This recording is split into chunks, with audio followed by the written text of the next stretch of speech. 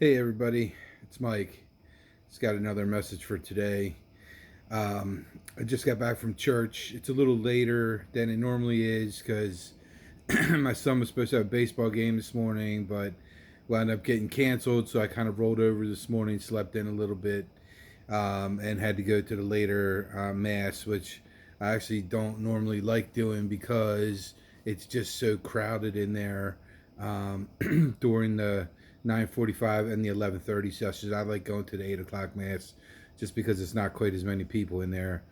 Still a lot, but just not quite as many. But anyway, I thought I would talk about today what kind of resonated with me in church this morning from the service.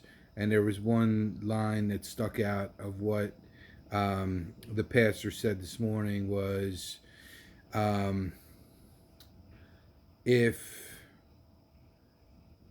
uh, your life were to be like what Jesus wanted it to be like right now, um, how would you say your life is? So basically, is your life like Jesus would want it to be right now for you?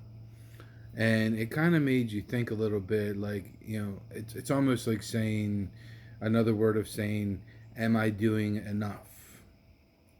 Am I pushing enough? Am I trying enough? Am I praying enough? Am I worshiping enough? Am I doing the right thing enough? Am I helping enough other people? Um, it kind of comes down to that. Kind of like, am I doing enough?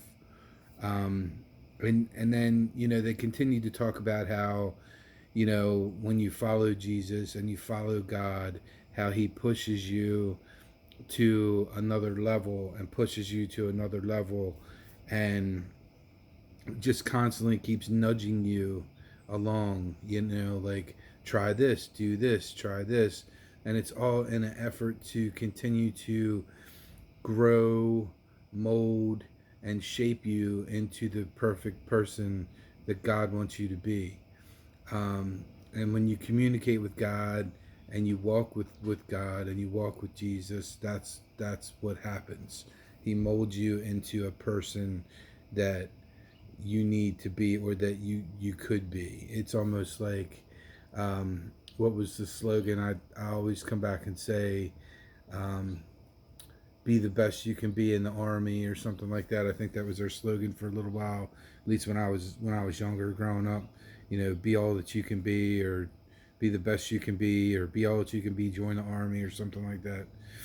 But it just talking in church today just kind of encouraged me to continue to push, to continue to think bigger, like how could I help even more people than I'm helping right now through the podcast, because not everybody watches podcasts, not everybody does that, but people do different things. People listen to the radio, people watch television, so like how awesome would it be if I could get some kind of show on the radio or on TV where I would interview important people, and not necessarily just celebrities, but just important people, or people that were in high regard, and talk to them about their journeys and where they are in their lives, and get them to open up a little bit about their struggles and how God could possibly help them out in their lives, and almost do like a live, like one-on-one type of coaching session with them on how they could spiritually grow and spiritually become you know um, closer to God and closer to Jesus, and just closer to the Spirit, um, because believe it or not, when you have problems in your life, um, when you get closer to God and you get closer to Jesus in the Spirit, you have a much better way of overcoming what is going on in your life. It's almost like He's there helping you through your struggles, through your anxiety, through your stress, through your depression, through your pain, um, through your just bad feeling period. You know, like almost like a depression type thing, or nervous, extreme nervous energy, like anxiety, like I said. It's and fear.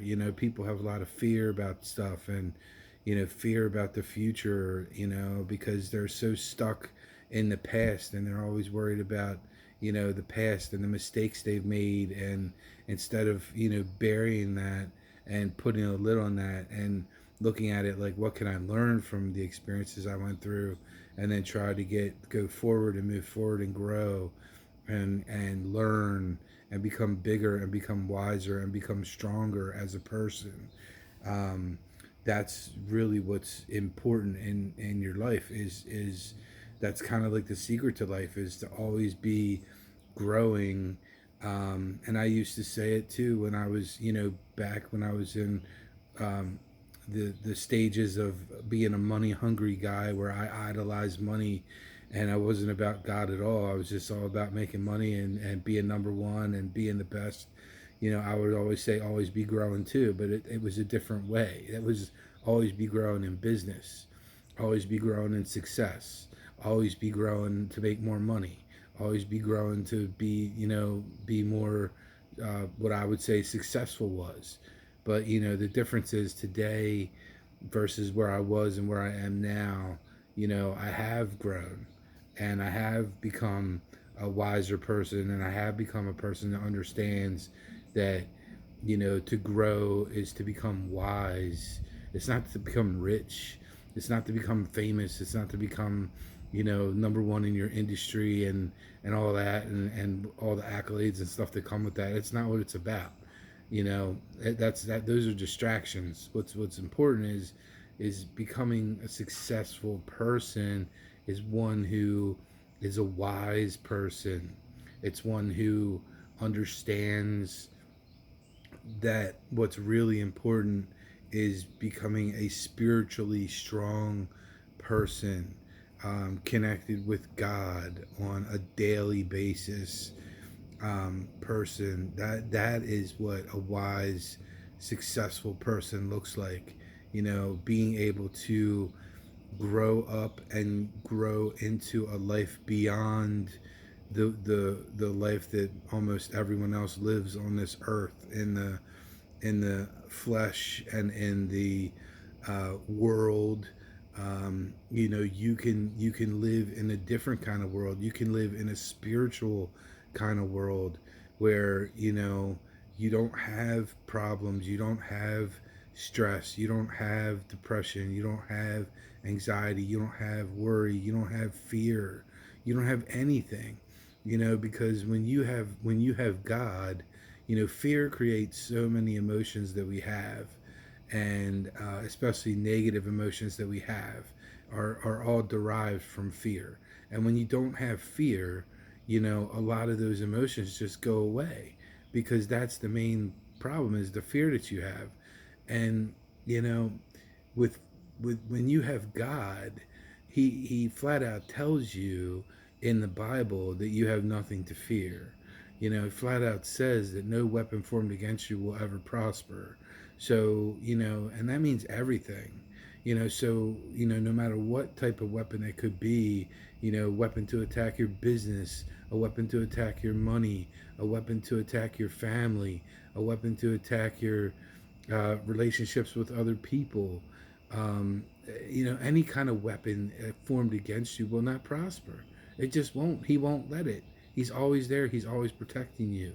So you can focus on, instead of focusing on worrying and focusing on fear and being afraid and being, nervous and anxious, you can focus on, being at peace and being in joy, and being happy for everything that you have in your life, and all the things you get to enjoy, and all the things you get to experience, and all the just wonderful things that come your way.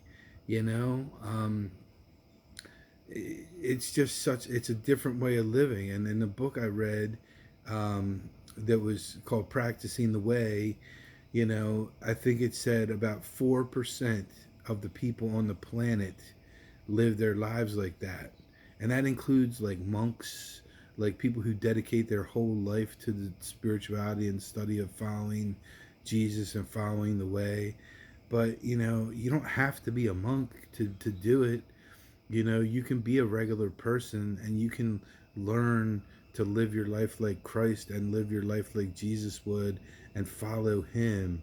And that's kind of what the whole, you know, thing was today of they were talking about in church of, if Jesus were to look at your life right now, would he say that it's what he wants you to be doing and how he wants you to be living your life?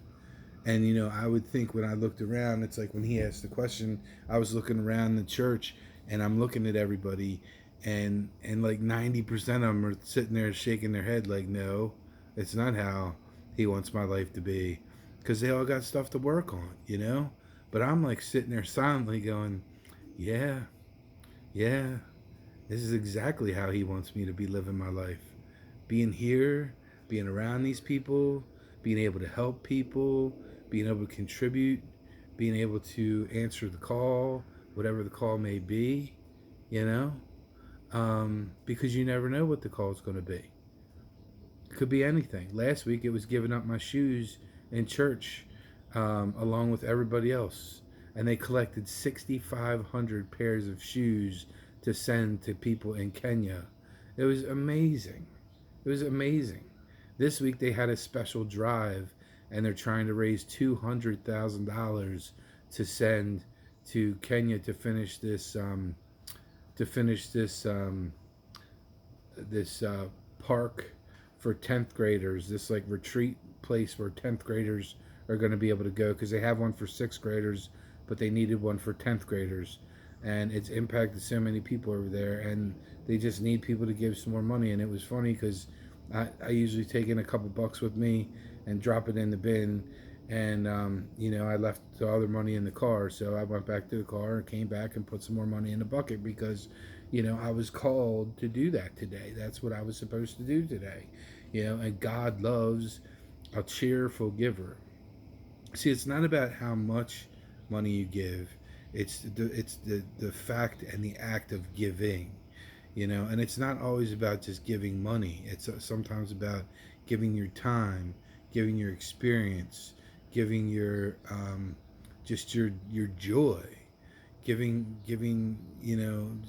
a friendly cup of coffee to somebody that you haven't seen in a while, to sit down with and have a conversation with, and just being ready to be able to do that and have the time to just relax and go through your day. And that when you have God and you have Jesus and you're following the way and you're doing what Jesus would do, you have time. You have a lot of time. You have a lot of time to think. You have a lot of time to pray. You have a lot of time to catch up with him and be with him and be with God and the Spirit, and walk with him. And eventually the phone rings or the email comes in, or whatever message comes through, and you see that, okay, well, that's what I have to do next, and then you're on to your next task.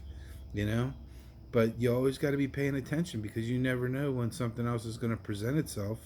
It could be something as simple as you checking out at the convenience store when you're getting your cup of coffee, and the person behind you needs like 30 cents, and you have 30 cents, so you just give it to them.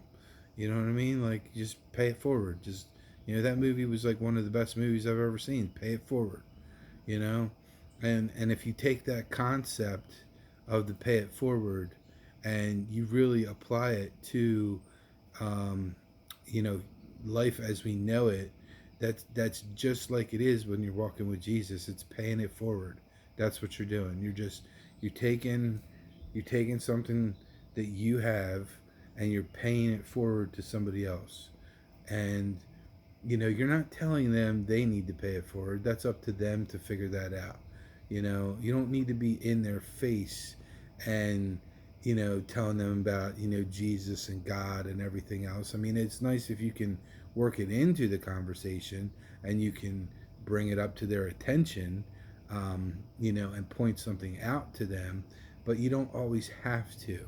It's just about doing the act of kindness, and and it's not announcing, that you're doing the act of kindness, because there's a lot of people I know, in real estate that they're very generous people and they give a lot, and unfortunately, some of them, feel the need to go online and go on social media every time they give away, whatever they give away, and stand up and shout, "I'm the best. I gave away $10,000 to whatever," and that's not what it's about, and the Bible even says you're supposed to be quiet about what you do. You're not supposed to go out there and brag to the world about what you're doing and who you are, and boasting and boasting on your accomplishments and everything, because it says if you do that, it actually cancels it out.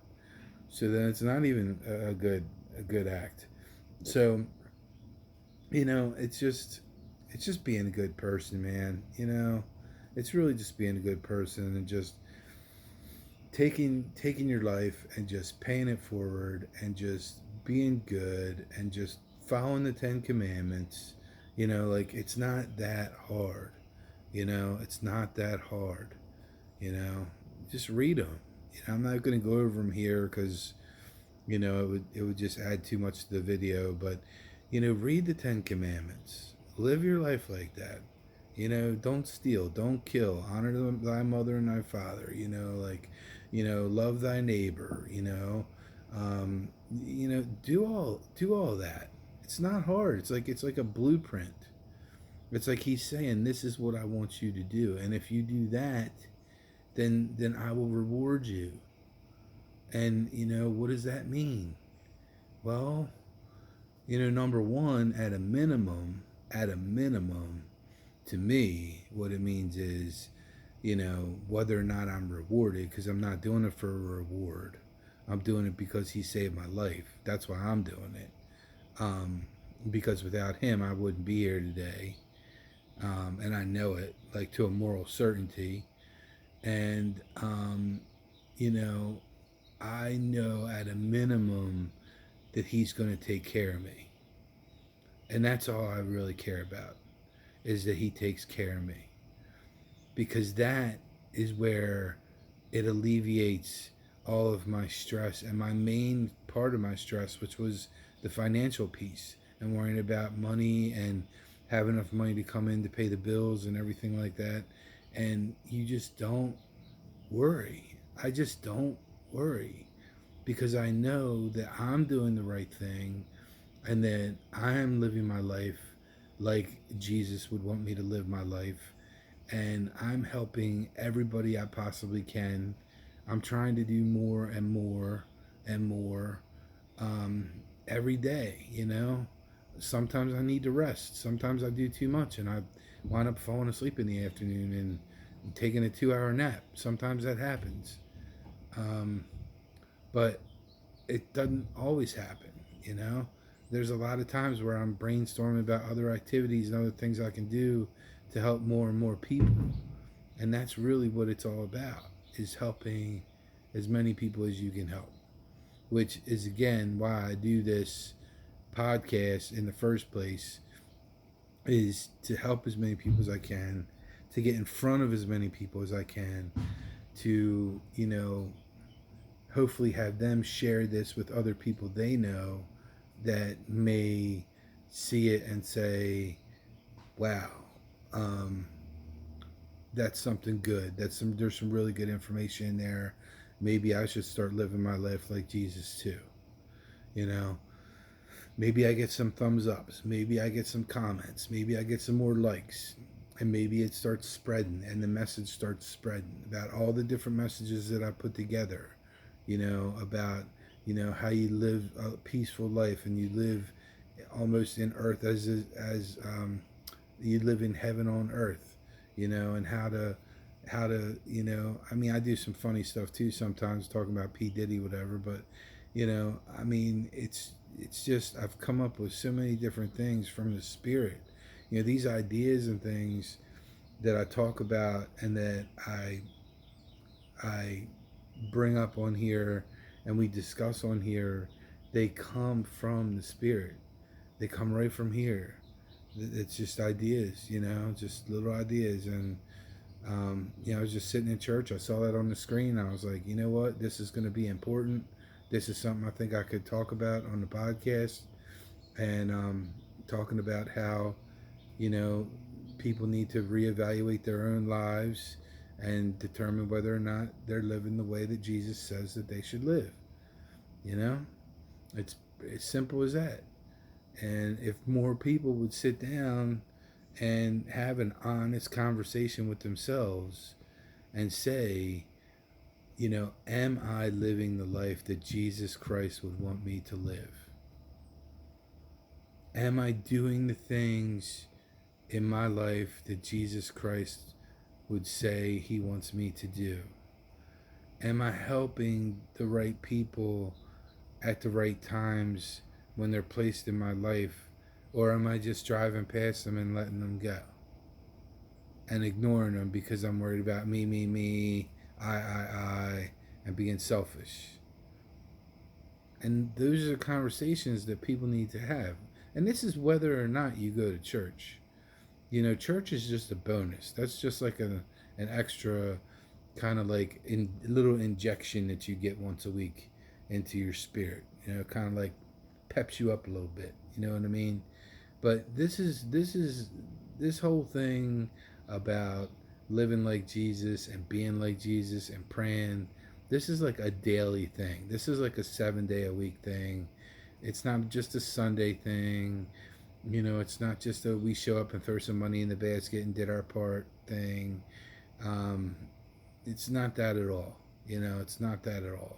This is an individual, specific type of thing where every single person needs to individually sit down and go through their life and go through their choices and go through their decisions and go through what they're doing and say honestly to themselves, is this what I should be doing or not?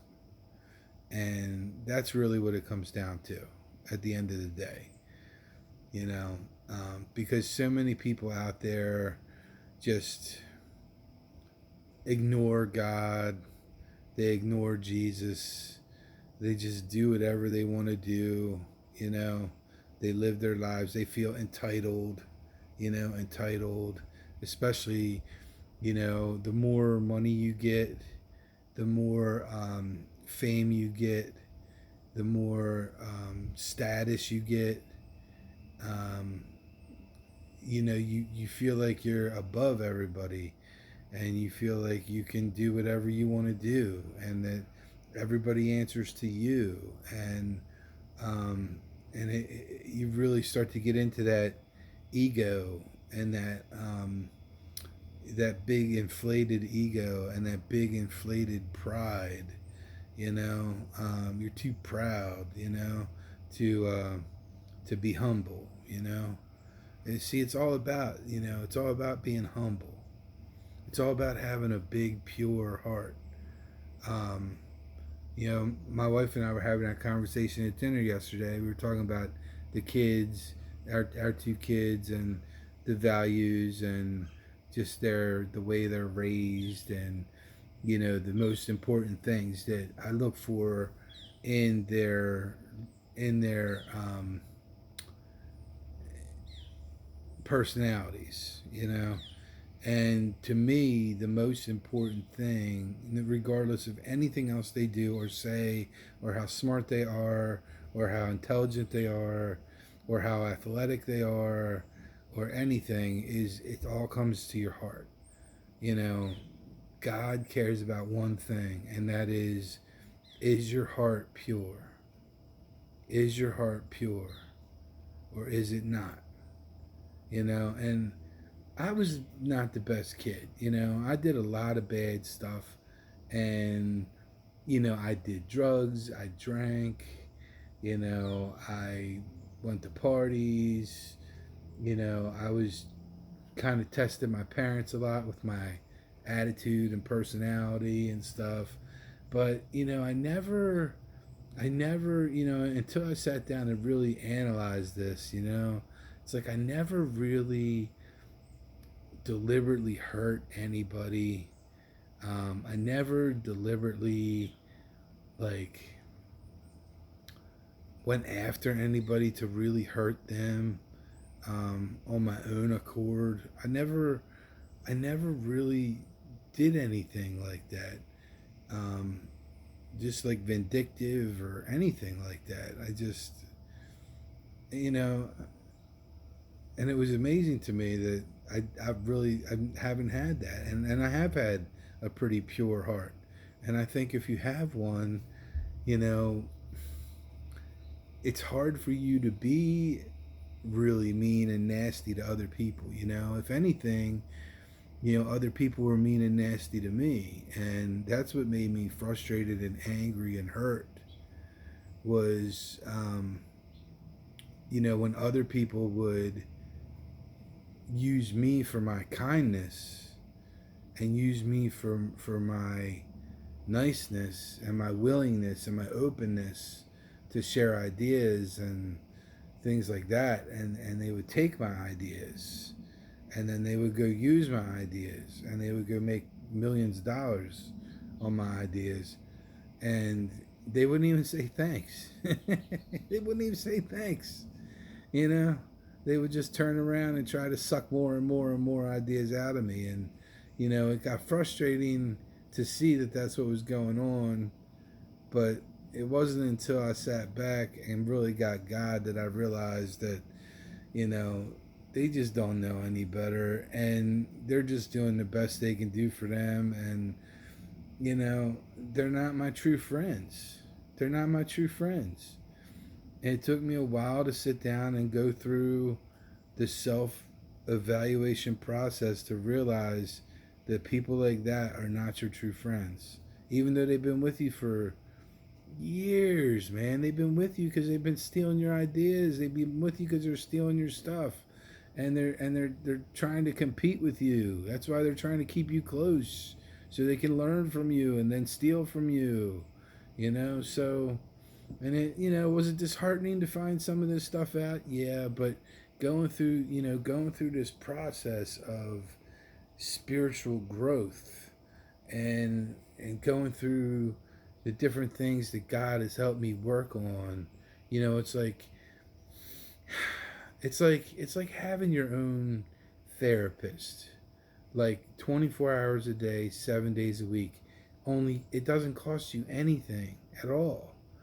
It's free, and he helps you work through your problems. He helps you work through your issues. He doesn't just fix everything. That's not how it works. Like, he makes you fix it. You have to fix it. But he'll give you ideas and suggestions and encouragement along the way through different things and different people and different things that happen to you. You'll learn that there's different you'll learn that there's different, like, ways to go about growing. It's always be growing, right? And being successful is always being growing, and always becoming smarter, becoming wiser, and becoming spiritually wiser. That's what it's all about. That, don't forget that word, is it's spiritually wiser. um, that's what's most important out of anything, because that's where the connection with God comes in, and that's where the connection with Jesus comes in, and that's where you get to your higher self, and you get to leave the matrix that we all live in, and you get to move to the spiritual world. That's what the matrix was all about. It just, they put a different kind of spin on it, but it really is, we're all really programmed, in our lives to live a certain way and do certain things and react certain ways and buy certain things, buy a lot of things, and waste a lot of money on a lot of stupid stuff. It's just because it's the way we're programmed. But when you can get into that spiritual self and that self actualization and um, that self um, call it Christ-like consciousness, state where you become like Christ, but not you're not Christ. You're never going to be Jesus. Nobody's ever going to be Jesus, but it's a Christ-like consciousness where you can think like him and you can act like him and you can be like him and you can do some things that he did. That's where you can escape from this matrix that we live in and move to the spiritual free world where you're free from all the bull crap. Um, and I think I'm going to have to do a post now that I'm thinking about it and kind of talk more about the matrix and how we're programmed and stuff in this world because we really are. It's sad. It's really sad to see the way people struggle and people hurt and people treat each other and people are so divided instead of working together. Um, because that's what they want. That's the way it's designed. It's all designed to keep us in this prison that we built for ourselves to stay in. It's a prison without walls, so to speak. You know, but it's still a prison, and to get out of it is to get into your spiritual self and escape the reality into the real reality, which is the spiritual realm. And that's with God and Jesus. And then you win. Then you realize the true meaning of life. You realize that money's not real, that it's all God's money. You realize that God takes care of everything, and he'll take care of you if you just believe in him. It's not that hard. It's not that difficult. And I don't know why anybody wants to continue living in the regular world struggling like they do when you can move into the world with God and live in the spiritual world and thrive and be alive, like really alive, for the first time in your life alive. That's what it's about. So anyway, if you like the video, thanks. Give me a thumbs up, comment some stuff, share the video, and I'll be doing some more soon. So thanks for taking the time to watch this video. God bless each other, and go Ravens. We're playing tonight on Sunday Night Football.